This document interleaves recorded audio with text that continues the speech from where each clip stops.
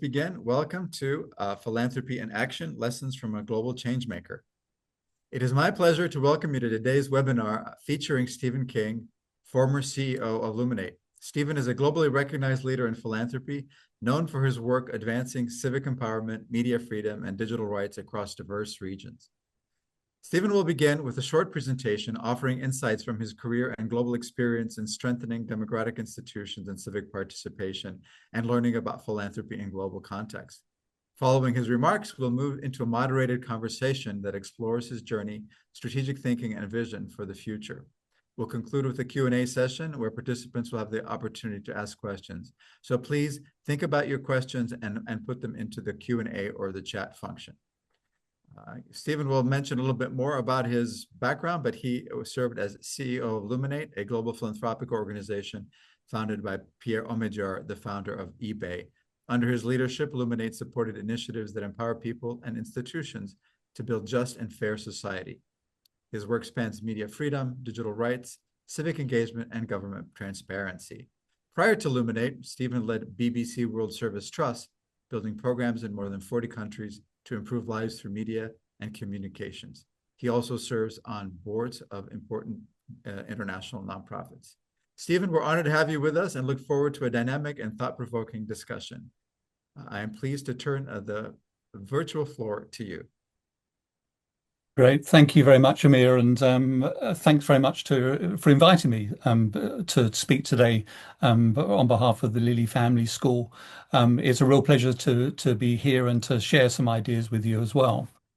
So as Amir mentioned, I'm the former chief executive of Luminate, and I've worked with the Omidyar Group of philanthropies, which was set up by Pierre Omidyar, the founder of eBay, for about 16 years. I worked for about 7 years as the chief executive of Luminate, and then 9 years before that as a partner at Omidyar Network, where we made for-profit investments in early stage companies and funds which had a social impact. And then, as Amir mentioned, prior to that, my career has included a stint with the BBC as chief executive of BBC Media Action, formerly the World Service Trust, which was a non-profit within the BBC using communications for development.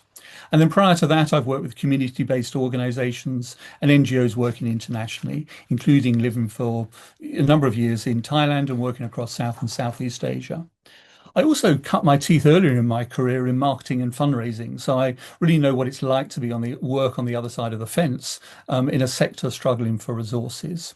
And I'm now working as a senior advisor to the Omidyar Group and also as an independent consultant working for other clients who are embarking on their philanthropic journeys. And my particular geographic focus and my career experience has been in Africa, Asia, Latin America, and Europe. And I'll talk about some of the trends I'm seeing in philanthropy in those regions later on.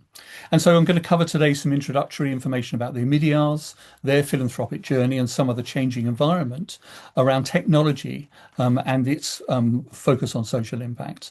I'll also talk about Luminate, its model of philanthropy and the emerging field of challenging the power of big tech and its work on mis and disinformation. And I'll talk about the dynamics of philanthropy in the context of changing geopolitical landscape, where, of course, international development funds have been decimated, both in the US and in Europe, and what this means for philanthropy. And then finally, I'll talk about the question of philanthropic legitimacy. What are the tensions surrounding international, but particularly US foundations' active roles in issues of governance and transparency in countries which are not their own, and how that support can be weaponized by authoritarian governments? So Pierre and Pam Omidyar have been on their philanthropic journey since 2001, when they first started to write checks to causes they believed in. And Pierre tells the story of how he first started on his philanthropic journey when he was invited to a lunch with Bill Drayton, who was the founder of Ashoka. And Bill said to him, "Whatever you do, don't start a foundation." So he went back to his lawyers and his accountants and he said, "Look, I've got some great advice here." They said, "Don't, start a foundation. Don't focus your philanthropy just on giving away grants." And the lawyers and the accountants said to him, "Of course you've got to start a foundation. It's tax efficient." So the Omidyar Family Foundation was founded in around 2001. And inspired by his experience at eBay, where more than 1 million people were earning a living on the platform, he believed that for-profit models and the scale that technology brought would also provide alternative means of creating impact at scale. So in 2004, they set up an LLC, a limited liability company, and created Omidyar Network, which became the main vehicle for their blended approach to philanthropy, with an expectation there will be multiple routes to social impact. And over the years I worked at the firm, they expanded from their kind of Silicon Valley roots to become a global organization working on issues such as financial inclusion, property rights, governance and citizen engagement, etc. So, as I said earlier, the Omidyar Group is a collection of philanthropies which are fully funded by the Omidyar family. And Luminate is one of the main global players working across 4 continents, and their model and staff are firmly rooted in the places where they fund. All of the decision makers, for example, in the team are based on in and from the countries in which we work. A number of the Omidyar Group philanthropies are US based and US focused, but Luminate, Humanity United, and Imaginable Futures are entities which fund in an international context. Now, during my own philanthropic career, I've seen a number of changes. When I first started in 2008, we'd just seen the publication of Matthew Bishop and Michael Green's Philanthrocapitalism, which was a kind of boosterish and ambitious look at then what was a new field. And I'm sure many of you will have read it. But there have been many other influential and thoughtful books since then. And I'm currently reading Dimple Abidchandani's book, which is almost the polar opposite of the philanthrocapitalism approach. So you can see how the sector shifts according to different trends and to different influences and so on. And underlying the Omidyar's early approach was a belief in the societal benefits of technology, and in particular the ways in which technology can scale and its network effect. There was slightly an element of kind of shiny-eyed Silicon Valley enthusiasm here. And of course, this seems somewhat naive now with the benefit of hindsight. But in the days when Facebook was still a startup, where M-Pesa was transforming mobile payments in Kenya, and where new connections and access to information seemed to hold the promise of overcoming government censorship and empowering and connecting new, younger activist generations, this all seemed tantalizingly possible. And at Omidyar Network, we were involved in funding a number of civic tech initiatives, Change.org, Code for America, Ushahidi, a crowdsourced mapping tool in Kenya, Nosas, a civic action platform in Brazil. And the Arab Spring in 2011 was both the high point of this techno-optimism and also the start of its demise. I'm sure Facebook provided connections for millions, and BlackBerry Messenger, if anybody remembers that, provided secure communications, and Twitter seemed the liberalizing, truth-selling super connector. However, the activists who use these tools also found that the security services use them as well, and it became easy before encryption and digital security became the norm to detect and map activist networks and then suppress them. The pressure of monetization and turning a profit meant that these social networks and social search engines needed advertising to monetize. And with the capture and reselling of data, the notion of surveillance capitalism, as coined by US academic Shoshana Zuboff, became the preeminent business model. Then, since the US election in 2016 and many other elections in Europe and around the world, there's also evidence that political process has been subject to the same kind of echo chambers and spread of mis and disinformation to deliberately skew opinions and to favour one candidate or party over another. The Cambridge Analytica scandal in 2016 was the first where there was deliberate harvesting and targeting of voters with information to discredit parties and candidates. And this pattern has been repeated in almost every election since around the world. And we've seen that the online space has become distorted, fueled by the business models of social media companies. And we've realized that in trying to mount a response, that these companies together hold all the cards on the things that affect us all. The early days of tech companies which were driven by an optimism that these tools were essentially ones of liberation, the early Google motto, "Don't be evil," was quietly shelved as it became apparent that it was difficult for the company to adhere to these aspirations. And these issues for us were brought to the public's attention through the tragic case of Molly Russell, who was a 14-year-old British girl who ultimately took her own life in 2017. Her search history and Instagram account was full of distressing images, and it became clear to her family that the algorithms which drove these recommendations to Molly had in part contributed to her distress and ultimately her death. The inquest into her death reported that she died from an act of self-harm while suffering from depression and the negative effects of online content. And her father, Ian Russell, has become a tireless campaigner to regulate the algorithms and have big tech take responsibility for the content which is published on their platform and which drives their profits. And the European Union has become the world's default regulator of big tech. And the introduction of a raft of laws, GDPR, the Digital Services and Digital Markets Acts, brought in legislation which applies across the 27 countries. In the US, the law called Section 230 protects platforms from responsibility for the content that they host.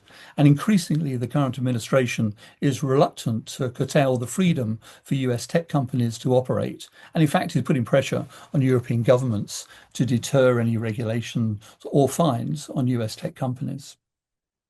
So Luminate has been doubling down on tech accountability over the past few years and has deployed a variety of different approaches, focusing on grants, litigation, narrative change, and also campaigning and advocacy work.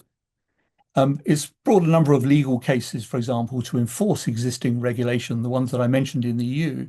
But they also realized that many law firms were conflicted because they worked for Meta and for X. And so they set up the EU's first digital and data rights law firm called AWO, which is overworked and oversubscribed.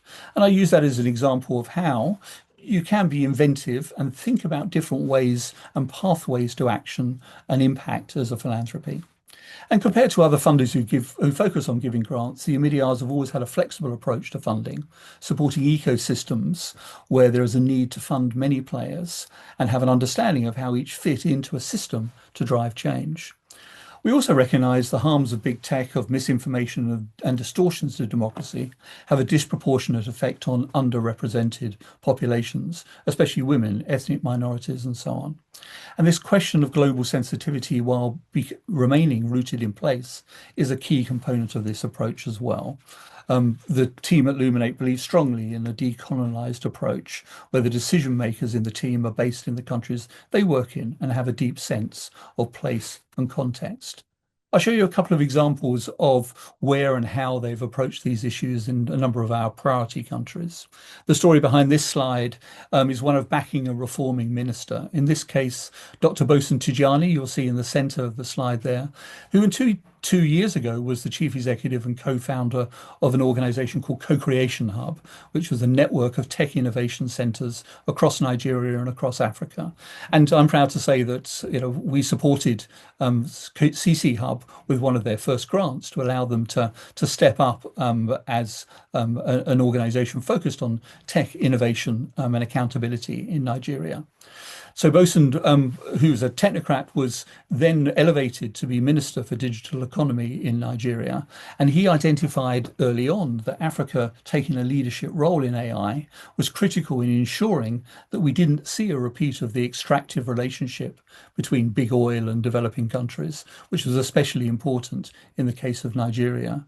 And his vision is to develop an AI strategy which powers growth and meaningful jobs, which, while at the same time is inclusive and develops large language models around African languages, which don't amplify and exacerbate the divides which exist at the moment.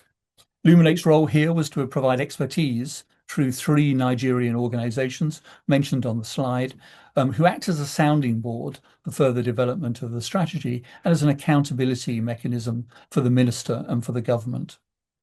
Then moving to Brazil, which many of you will have noticed, there is an appetite from Lula's government for reining in the power of big tech. Last year, the Justice Minister issued injunctions on X as it was not compliant with Brazilian legislation and levied large fines for infringements to its operations in Brazil. And this resulted in Elon Musk then standing down and complying in order that X became active again in Brazil. Luminate's partner, ECO, a Brazilian civil society and consumer rights organization, prepared the evidence for a case against WhatsApp. It's the largest data protection lawsuit in Brazil's history. Sao Paulo's federal public prosecutor and consumer watchdog, IDEC, have launched a $320 million lawsuit against WhatsApp for breaching consumer protection and digital rights.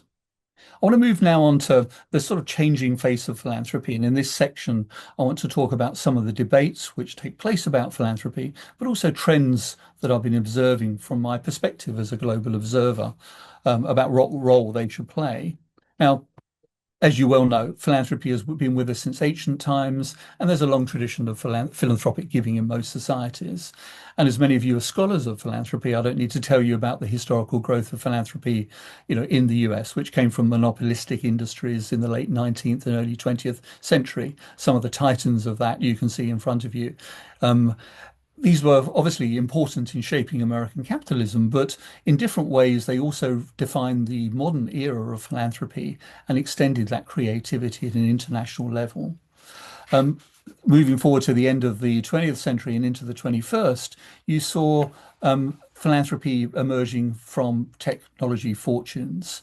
The Omidyars, for example, were part of a recent phase which had its roots in the dot-com boom, with the advent of massive wealth created through tech companies. Now, this new generation of business leaders were less conventional and much younger when they started on their philanthropic journeys. And they also experimented with mixed models of impact, embracing, as we've talked about before, for-profit models, but also recognizing the role of funding, policy, advocacy, and lobbying through the LLCs. And again, you know these trends well, but a more disruptive approach to philanthropy arrived on the scene with Mackenzie Scott in the last few years, with a small core staff, albeit with backroom support provided by Bridgespan and Levers for Change, but dispersing large grants, which evidence seems to suggest has positively contributed to the abilities of many CSOs to ramp up and also to attract new funding. And Lauren Powell Jobs' Emerson Collective is another example of blending for-profit and non-profit and taking risks in a number of sectors. And finally, with Melinda French Gates focused her philanthropy post-Gates Foundation on Pivotal, zeroing in on philanthropic partnerships around women's health around the world. The next group are perhaps not so well known in the world of philanthropy in the US and in Europe, but in the final section, I wanted to double down on what I'm seeing as an important new trend in the emergence of philanthropy in the global majority or the global South. And the three women on this slide are all, in their own context, pioneers in their respective fields. On the left, Rohini Nilekani is a former Indian journalist, a writer and civil society activist, and she now runs Rohini Nilekani Philanthropies in India, with her husband, Nandan Nilekani, one of the founders of Infosys, the global software company. They're signatories to the Giving Pledge, but they're also at the forefront of innovative philanthropy in India. Next to her, Cristiana Soltani is the founder of Instituto Beja, a Brazilian philanthropy dedicated to strengthening philanthropy itself in Brazil, which is a very kind of far-sighted and thoughtful approach to using her resources. She's heiress to a food and drinks company, and she's made Beja one of the leading lights in Brazilian philanthropy. And then finally on the right, Mary Ann Tsao is the head of the Tsao Family Foundations in East Asia, based in Singapore. A pediatrician by training, Mary Ann pioneered community-based services to aging in Singapore, but her family foundations straddle many impact areas and innovative approaches in Asia as well. So I mentioned at the beginning that the question of philanthropic legitimacy is one which has been driving concerns amongst philanthropists from the global north and from study centres, NGOs, and philanthropists from the global south. And this was acute last year when President Ruto in Kenya accused wrongly the Ford Foundation of having funded the unrest which rocked the country after the tax changes that he introduced.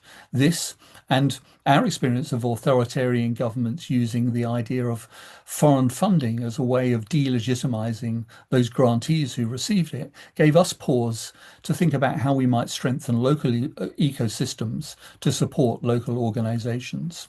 So I started work earlier this year in a first phase of this research, and I've worked mainly with an organization called the Centre for Evidence and Implementation, which is an organization with a presence in Singapore, Australia, UK, and elsewhere. And all along, we've partnered with local entities to select and conduct interviews with Instituto Beja, the Brazilian foundation I mentioned, the Center for African Philanthropy and Society in Johannesburg, and I know you know Becky Moyo well from that group, with the Asian Philanthropy Circle in Singapore, with the Center for Asian for Philanthropy and Society in Hong Kong. And the phase one interviews gave us a snapshot of the main themes, and an extensive trawl of the literature raised some of the main issues to be surfaced, which you'll see outlined below. Now, these are not necessarily new, and you'll recognize many issues which relate to modern day discourses around philanthropy. We've been very careful not to assume that Western conceptions of professional philanthropy are the correct solution. And you'll see from the 8 examples here, they are certainly applicable to international philanthropies who are working in the global south. But what's also apparent is that these characteristics also apply to local philanthropies in equal measure. I remember a conversation I had with a person called Gelson Enrique from a Brazilian think tank called PIPA, which represents Black philanthropy organizations and civil society organizations in Brazil. He's a vocal critic of Brazilian philanthropy, and he claims that Brazil and Brazilian philanthropy is dominated by about 20 white elite families, and the access there for Black organizations and beneficiaries is very small and is very constricted. Now, unsurprisingly, what is clear is that there is not one cookie cutter approach to improving legitimacy. And there are significant tensions operating in situations where actions are working to improve democratic legitimacy. Each context is vastly different. What applies in Brazil is not relevant in Nigeria or in India. And local philanthropists are perhaps more wary of supporting controversial issues where philanthropy is still firmly connected to business interests and which require good relationships with government. They can also be accused of lacking legitimacy in the eyes of local civil society organizations as well. It's also clear that some large international foundations don't see their role as that of challenging government. Some will be considering the wider health or climate priorities that they have and will partner with governments of all political persuasions to focus on the greater goal.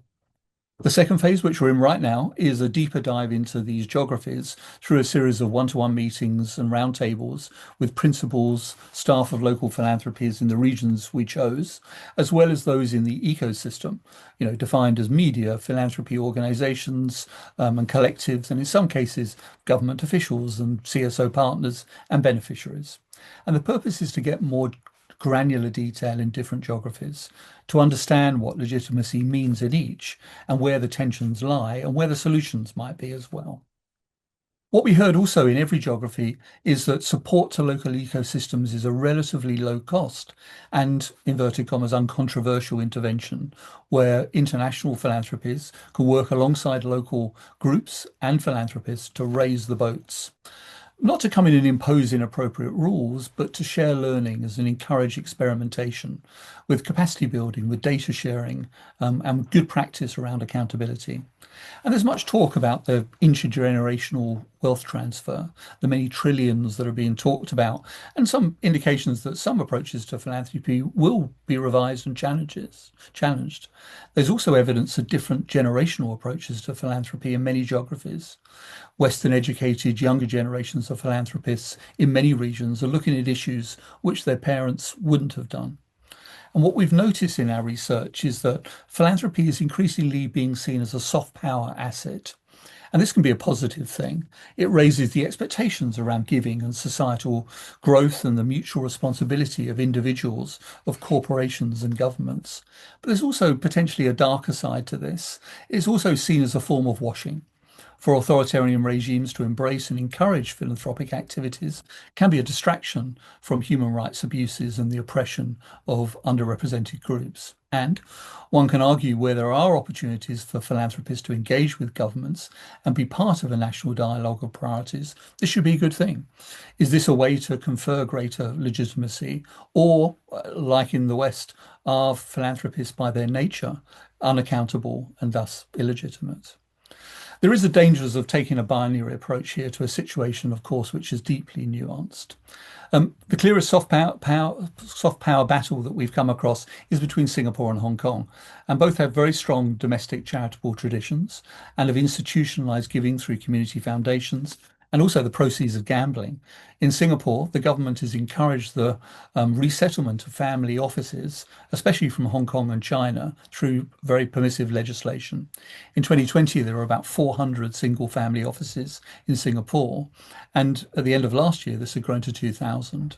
Tax incentives have been very generous. You can get 250% tax relief on domestic donations. And this has now been extended to 100% tax relief on international donations to humanitarian causes. And in response, Hong Kong has made a concerted effort to compete, and it's created the Institute of Philanthropy in 2023, funded by the Hong Kong Jockey Club, with 800 million US dollars of seed corn money. And this has a Western-facing arm to do research and capacity building, as well as having led the creation of a Commission on Asian Philanthropy, which incidentally also includes the Gulf as Western Asia. There's also a Chinese-facing arm, and they see themselves very much as the bridge to mainland China and the growing interest in philanthropy coming out of China. In the Gulf, there are three centres emerging, also with a soft power focus: Abu Dhabi, Dubai, and Saudi Arabia. Abu Dhabi is probably the most sophisticated. There's been a centre for partnerships with universities and the arts. As you probably know, there's a branch of the Louvre and campuses for NYU and Carnegie Mellon as well. And Dubai has recently provided incentives for the Asian Venture Philanthropy Association to move its HQ from Singapore to Dubai. So finally, in this research, we're also seeing significant new resources being developed. Partly it's been stimulated by government action, but also new industries and wealth are being created. One such region is Australia, where new technology wealth is spurring a new generation of philanthropists who share some of the broader ambitions of their Silicon Valley counterparts. The founders of large software companies such as Atlassian, Canva, and AirTrunk are now planning for how they spend their considerable wealth and looking to make larger unrestricted grants and investments, and are also looking to Africa and Asia to provide some funding there as well. So finally, some preliminary conclusions and sort of guidance we're seeing below. Firstly, for those concerned about philanthropic legitimacy, one thing emerges from the research. You've got to fund the ecosystem. You've got to fund the connective tissue, intermediaries, research institutions, data platforms, and so on. And also, stands to reason, be transparent. Tell people what you're funding. Secondly, act sensitively to devolve power and build trust. Grappling with power dynamics is a regular theme in philanthropy and also a key theme in enhancing legitimacy. I think the research we did underscored that legitimacy depends on proximity, on cultural understanding and respect for local leadership. And then finally, localized from birth. Interviewers emphasize that shifting power is not just about where the money goes, but who defines the problems and solutions. The research strongly supports respecting local leaders' agency and expertise, actively listening, giving trust without controlling, and supporting them to define what success might look like and how best to measure it. So ecosystem investment can be a pragmatic and principled response to philanthropy's legitimacy challenges. It has the potential, I believe, to support local leadership, relevance and durable impact, and provide the scaffolding for the system to grow. And we're hoping that these findings can help map issues, highlight opportunities, and lay the groundwork for deeper targeted engagement. So thank you for listening for me. I'm going to leave you with just a random set of thoughts in terms of some of the things I think are trends, things to look out for. I mentioned at the very beginning, obviously, this is an interesting time to be living through. We're redrawing the boundaries of and expectations of international assistance in the US, but of course in Europe and elsewhere in the world. And there are expectations about philanthropy's contributions to fill the gap. That can be done to some extent, and some of my fellow philanthropy organizations are doing that with great honor and great leadership. But the difference in terms of the magnitude is extraordinary. And so we need to think more more creatively about encouraging philanthropic partnerships and engagement with national philanthropies in the global south, in the global majority. And of course, you know well, in the US, there's a huge disruption that's going on in the sector, not only threats to philanthropy, but also changes of leadership at the moment. Recently at Hewlett, now at Ford with Soros, and of course with a spend down announcement by Gates as well. And I think finally, let's focus not only on individual philanthropy, but also on the increasing sophistication and new models of giving which are emerging. One statistic to leave you with, which I found remarkable, was that the growth of Chinese giving is coming increasingly through things like online platforms. So Tencent's online giving platform grew almost 300% between 2016 and 2023, which suggests that there's a wider interest in generosity and in giving beyond the formal philanthropic organizations that we know. So I'll stop there and I'll pass it back to Amir. Thank you for listening, and I'm happy to answer any questions. Well, thank you. Thank you so much, Stephen. This was fantastic. A wonderful tour of history, technology, and the transitions that await us. I have many questions for you, and I will start us off, but I do want to encourage our participants to put their questions in the Q&A, and I will make sure to get to as many as I can. Right before we started the webinar, we were talking about how much the world has changed in terms of the multilateral system that was created after World War II, which was not disconnected from philanthropy. Some of the Carnegies and the Rockefellers, they helped incubate what ended up being the UN system and the multilateral system that was so much focused on international collaboration and peace building. And now that whole system seems to be unraveling as there's more explicit donations and investments being made into weapons and preparing for armed conflict, which the UN system had thought was something in the past and we're trying to overcome as well. So thinking about that, philanthropy at the beginning of the 20th century, having this big idea of helping to spawn a new kind of doing international relations, and as that seems to be waning, and we await a much more competitive and conflictual world, what is the role of global philanthropy? Is there still a global philanthropy that is coming up with ideas, notions, and possibilities of what we should be doing at a large scale, the way we had prepared the world, if you will, for the UN system? Yeah, that's a huge question, a good one to start off with. Thank you.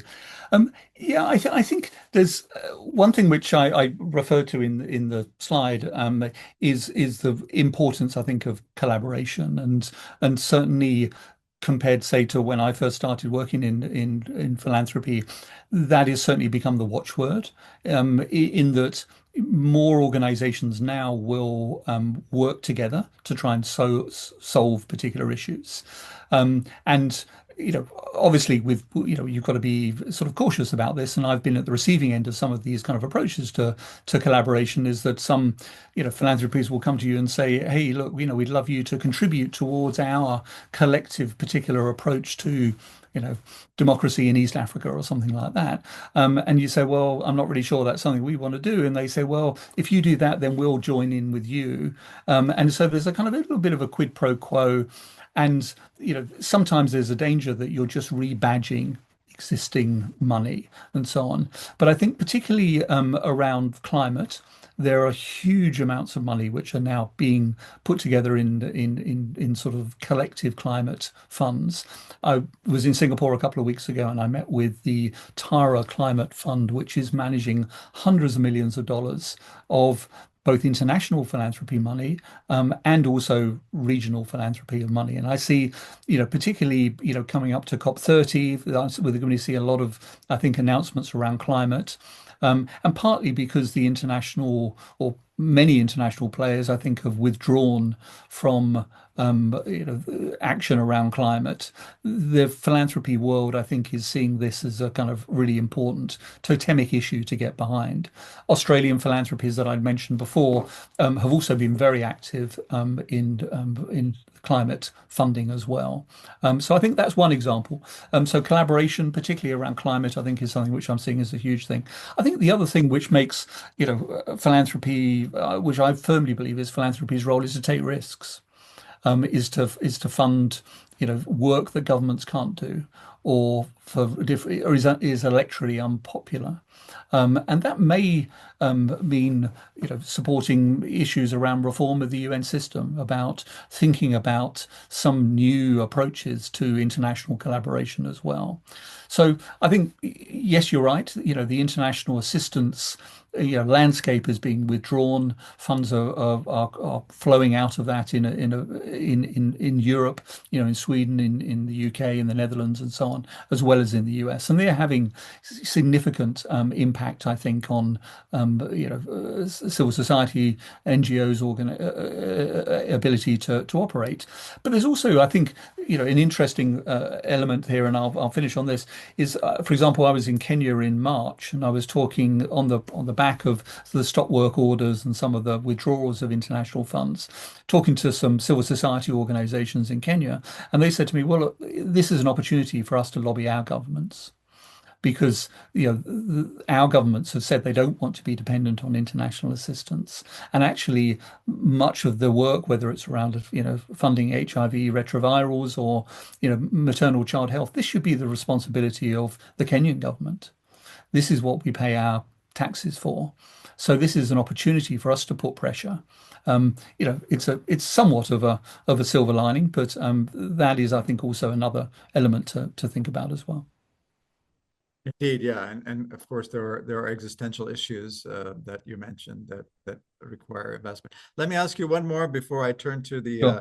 Q&A, and please do put your questions in there. And that is this narrative that we hear about our new Gilded Age. We have unprecedented accumulations of wealth, and yet by some indications, it's really not flowing out as quickly as it's being accumulated. So, the Giving Pledge, which has an interesting global phenomenon as well. So maybe you can mention that in passing as well. Many of the signatories have far increased their wealth compared to what they've been able to give out. And then there's a variety of reasons people say it's hard to find those very large philanthropic investments. But maybe there's other reasons. Do you share that sense that the wealth is just not being deployed as quickly as it's being accumulated? Is that an issue?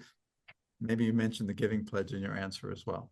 Yeah, no, I think that's right. And I mean, the Giving Pledge is, and I don't have the exact dates, but I think it's something like 20 years old or more than 20 years old now.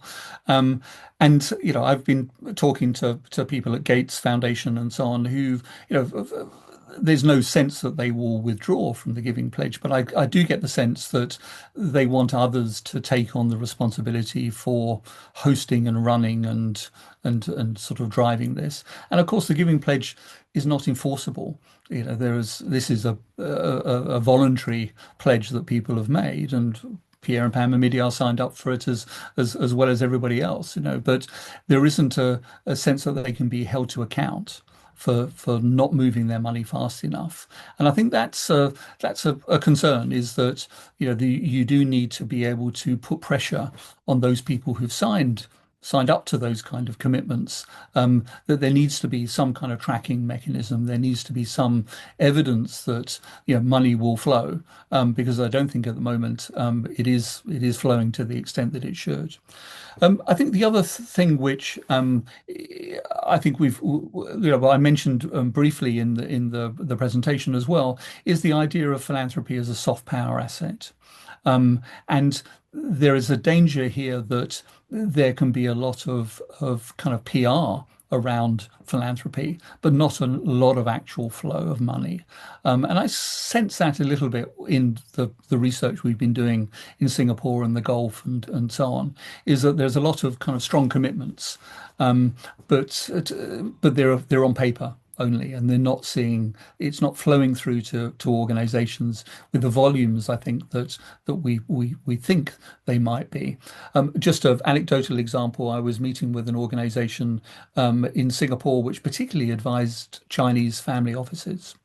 And I sort of asked them, directly that question, how much are you seeing coming through the family office in the way of philanthropy? And they said, well, kind of not a lot, to be honest. And you got to understand, they said to me, what the incentives are for the Chinese families moving to Singapore. It's not philanthropy. It's about immigration and a safe haven for their funds. And similarly, Chinese families are looking for, safe havens in Australia as well and in other centres. So equating the flow of money from family offices to safe havens doesn't necessarily mean that philanthropy is increasing in the volumes that we expect it. Now, I think having said that, there are I think very interesting leadership organizations in Asia, for example, the Asia Philanthropy Circle I mentioned in my talk, and a few others who are really leading the way for Southeast Asian philanthropy and showing by demonstrating and also by creating these pooled funds, these collaborations, that there are opportunities to fund and really putting pressure on other rich families to do so. So let me just do a follow-up before then I will go to the question and answer period. So just, relying on this amazing experience that you bring in global context, dealing with philanthropists of a variety of kinds, what are some of the things that allow people to move from kind of managing money and reputation to fully becoming embracing the joy of giving and deciding that they are going to really release a lot of money and become very passionate about their cause? Maybe it's the Omidyar, they discovered something and then they had a rush of investments, or perhaps you've seen others following. The image that comes to mind is of course Mackenzie Scott, because she has really stood out as kind of uniquely bold and yielding, as she uses in her language, yielding significant amounts of philanthropy. What have you seen as being that mechanism that makes people go from carefully stewarding reputation to actually unleashing the full joy of what their money could affect in the world and for themselves? Yeah, I mean that's the kind of the $1 million question, isn't it? Is kind of what is it that drives that kind of behavior, and how do you replicate that? I mean, I think for many people there may be there may be personal reasons as to why they choose a particular cause. It could be to do with a family history or sort of particular interest and so on. I mean, to share an anecdote from the Omidyar's own experience, I think Pierre has said that, he felt that, his journey to earning that amount of money, through eBay was quite short, and he sort of, apocryphally invented the code for eBay one Labor Day weekend in his garage, and then built that organization up, brought in professional leaders and managers to help scale it and so on. And when they launched in I think it was in 1999 and went public, the amount of resources that they suddenly had was way beyond what they expected. And so, they were faced then with a choice as a family, and they were relatively young. I mean, 30 years old or even younger. So what do we do with the rest of our lives? What is it that we particularly, want to, what are the values we live by? What are the issues that we focus on? And I think also a sense that, yes, he'd worked phenomenally hard for 4 or 5 years, but did that actually equate the amount of money that they suddenly were stewarding? But did that really equate to the amount of effort that had been put in? And I think that was partly from Pierre's point of view. His decision making was around, I feel that I haven't really earned this. This is a vast amount of money, far beyond our dreams, far beyond anything that we need as a family to live and work with and so on. And that I think was the particular impetus for them to get involved in philanthropy. I think as I've talked to other sort of leading families, there is a sense that there is a moral responsibility when you have that amount of wealth to to follow and to be able to make a difference to the world. But I think that discourse around philanthropy is uneven. I think it's very active in the US. It's active to a certain extent in Europe, but it's less of an expectation in other places around the world. I think some of it will be driven by religion and by belief. But those values will say, okay, I want to give to my temple, to my mosques, to whatever, and that also drives a lot of giving. Peer pressure and societal pressure can also have an impact. But what's a kind of curious sort of side effect, and I'll finish here, is that sometimes people will be very discreet about their giving, and there's this feeling that they don't want to be public about it as well. And that we've come across the research, and you'll know this well, in many cultural contexts where people say, I don't want to be saying how much I give or what I give to, because this is something that is very private. Okay, well, thank you for those insights, Stephen. Let me begin with one of our former PhD students who now works on our global philanthropy work. And Dana asks, if you could access any data relating to global philanthropy, what kind of data would you most like to see made ready available, either to enable philanthropy and or to enhance the legitimacy of philanthropy? That's a fantastic question, Dana. And this is something that's come up again and again in the research that we've done so far. And again, you'll know this well through, your Global Philanthropy Index and so on. I mean, I think one thing that is really apparent is that, data is sparse. It's collected irregularly, and is not used for kind of analysis and comparison and so on. I think what we'd like to see, if I could wave a magic wand, is that there will be a sort of an expectation that philanthropy should be transparent, that you should be publishing what you fund. You can anonymize it, and you can say, as I say, for some of those cultural contexts, you may decide you personally don't want to be associated. But I think you should be able to say, these are the issues that we want to fund, or this is the health funding that we've provided. These are the projects we've supported, and so on. And there's been a range, I think, of different sort of attempts at doing this with ERT, the International Aid Transparency Initiative, a number of years ago, launched by OECD and a range of others. I think being able to track and understand, both from a kind of government point of view, plus a fellow philanthropy point of view, who funds what, both would encourage collaboration, and it would also encourage or avoid duplication. In many of the interviews we did in the Gulf, we heard that people would fund the same things.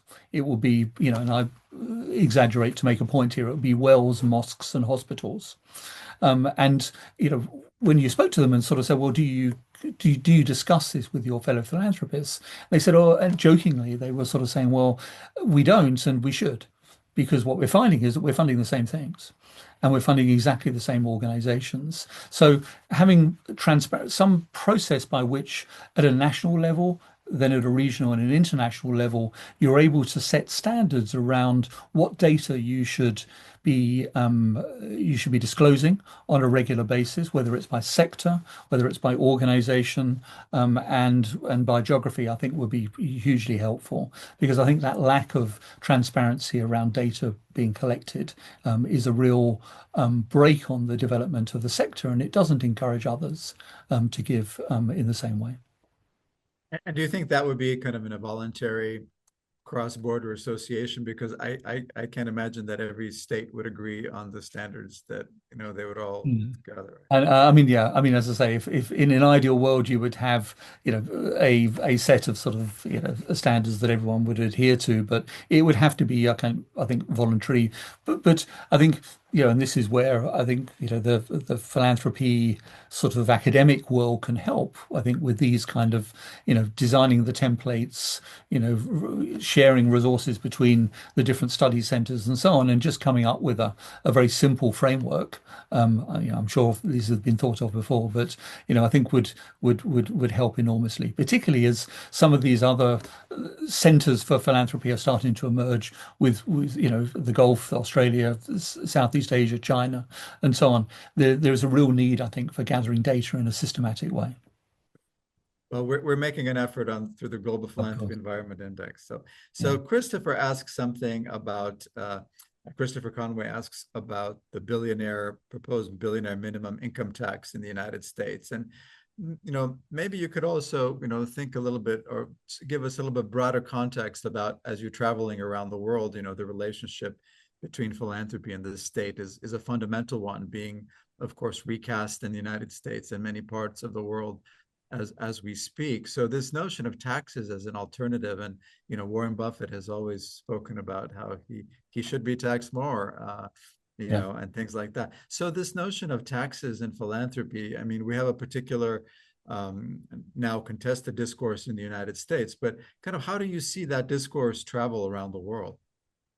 Well, I gave an example of Singapore, which was, a very, government-directed set of tax incentives, both to encourage, as I said before, the sort of, for more single-family offices to relocate to Singapore, but also, I think, genuinely a wish to provide very generous tax incentives for people to give both domestically and internationally.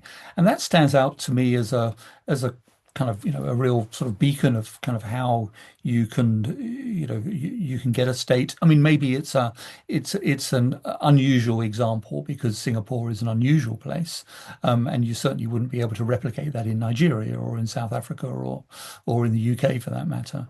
But then also, if you look at Brazil, there are no tax incentives at all for philanthropy, or there's one which is, I think, you can get a maximum of 6.5% tax relief on a particular if you give to a particular set of educational projects.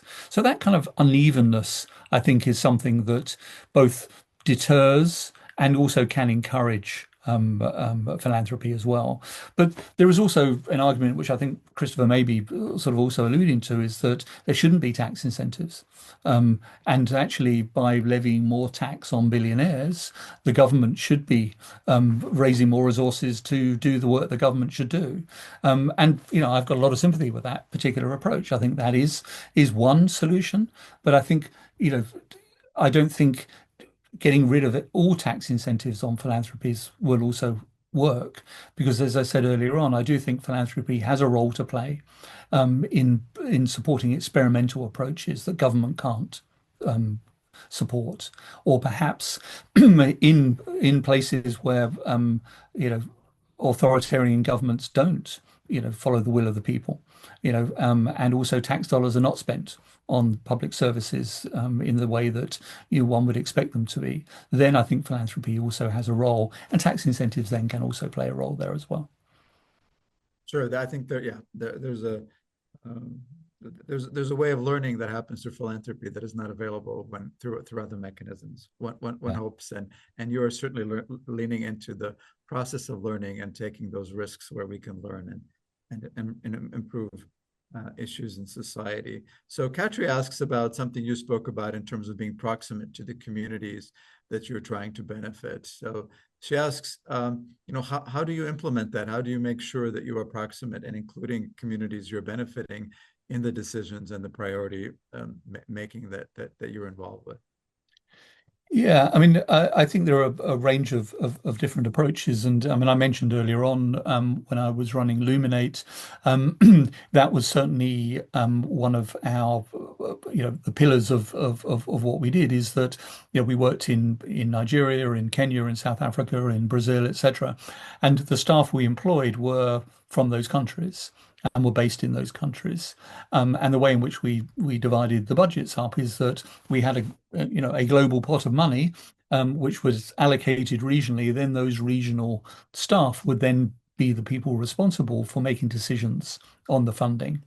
So that's one way in which you can be more proximate in terms of employing local staff, engaging with local organizations and so on. There is a sort of an unexpected sort of consequence of that, which one has to be careful about. And that relates to kind of philanthropic power, is that, if you say to an example, a colleague in Kenya, you're the person who has responsibility for, making recommendations about who gets funding, or a colleague in Colombia, that puts an awful lot of onus on a single person, and also puts a lot of pressure. And they then get pressure if it becomes known that, you know, Sarah is the person in Nairobi who makes the decisions on grants from Luminate. They get a lot of pressure, and it's very difficult to say no. One of the things I used to say to the staff coming in is that, you're suddenly the most popular person. You'll be invited to dinners, and everyone will laugh at your jokes. That's not because you're popular and good looking and funny. It may well be, but the reason is that you're controlling resources, and that comes with power. So you need to always be very mindful of that. So having staff who understand the local context, who understand the local environment is really important. I think also being involved in participatory discussions with beneficiaries about what is important to them, listening carefully, and engaging with them over a period of time, engaging and involving them in the development of your strategy, I think is also really important as well. And so many philanthropies don't do that. So many philanthropies tend to shut up shop and say, "Hey, we're now rethinking our strategy. Come back to us in 2 years' time." And that's, I think, is a terrible way to treat beneficiaries. And so many organizations suddenly, grind their funding to a halt. And that has massive ripple effects. So I think proximate can mean both having staff who understand the local context, but also means listening carefully, and involving beneficiaries in the decisions. Excellent. Thank you on that. Juara or Juara asks about, reflects on your mention about the growing philanthropy coming from Brazil and in Asia Pacific as well. But then observes that a lot of domestic US foundations are focusing on domestic issues, and asks, how do you encourage more partnership and increasing cross-border giving?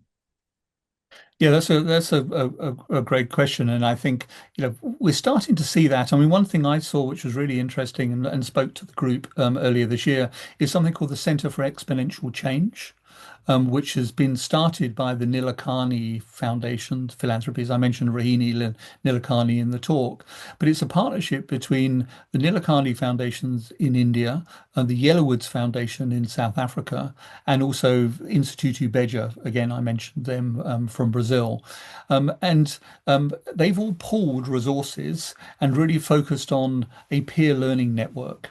And it's multi-sector. It's focused on health. It's focused on education, on climate, and so on. I mean, that would be one sort of observation I have, is that it's very broad. But the idea that they can get together to compare the way in which they may be able to deal with those particular issues in South Africa versus Brazil versus India and so on. And that is a little bit of a change from Gates Foundation working with a local foundation in South Africa or whatever, because again, the imbalance there in terms of resources and access to funds and action and so on is quite different. So I think I'm seeing more South-South collaborations. I'm seeing more national collectives working on issues such as education and systems change. I mean, Brazil, again, is another good example. There's a very sophisticated network of local philanthropies, which is working with the Brazilian government on improvements to education. What they've done is get together and say, okay, we'll take K through 12. Why don't you focus on teacher training? And it's a real sort of sector systems approach, which is quite refreshing. And I think those are the kind of things that we ought to be encouraging and looking for. Thank you. Good advice. And so as the final question also gives you an opportunity to share any final thoughts that you have, I will take Layton's question about what impacted you most in your career and ask you to actually reflect for our students who may be interested in following your footsteps and dealing with some of these really important issues with a prominent philanthropy. What advice would you have for our students in terms of what step they should be taking in their career if they want to participate in the kind of issues that you find yourself in the middle of? Yeah, that's a great question. I don't think there's one. I mean, I came to philanthropy relatively late in my career, so I'd been running, different NGOs and so on, and was a chief executive already at the BBC and so on. So I took a sideways step, and in fact, I took a downward step. I was the chief executive of an organization, and then I was a kind of director of investments at a sort of middle level within the Omidyar network. And I think I would say the kind of obvious thing is kind of, research the passion that you really have. So if you're really passionate about health, about climate change, and so on, specialize early, and really become an expert in that area, I think. Because I think sector expertise is really important within philanthropy. Learning as much by interning, doing, summer internships and sort of jobs in different philanthropies to get, I think, a bit of experience along the way will always help. The thing that used to impress me as a hirer was that if people had developed their own particular passion about something, and had a way of showing that how they'd done that by volunteering, by writing papers, by whatever, but also I think avoiding the kind of pointy-headed intellectual approach. One thing that I fear sometimes within my colleagues in philanthropy is that they come to a knife fight with a 140 slide deck, and it is about action, it's about impact, and it's about change. And sometimes there is a lot of time spent preparing very learned papers. And I'm not in any way suggesting this is not a valuable thing, but at the sharp end of philanthropy, when you're doing the grants and the impact investments and so on, it is important to have that research side and really understand the sector and how impact, but also have the lived experience. And the lived experience, I think, by getting out and volunteering, by working and so on as much as you can, will stand you in really good stead. Well, thank you, Stephen, for pointing out that research and action must come together, which is something that we believe as well. And thank you so much for joining us for this really illuminating presentation about the research you're doing globally. And thank you for indulging the questions we had for you. And I hope we can welcome you back in person in the near future. Yeah. So well, thank you for having me, and for all the questions as well. It's been an absolute pleasure. Wonderful. Well, and I want to thank all of our attendees and participants in the webinar, and mention to them that our next gathering will be on October 15th, when we welcome Walter Panzier, trustee of the Helmsley Foundation. He will be with us in person and online, October 15, 2 p.m. U.S. Eastern Time, if you would like to join us. Thank you all very much, and stay safe. Bye-bye.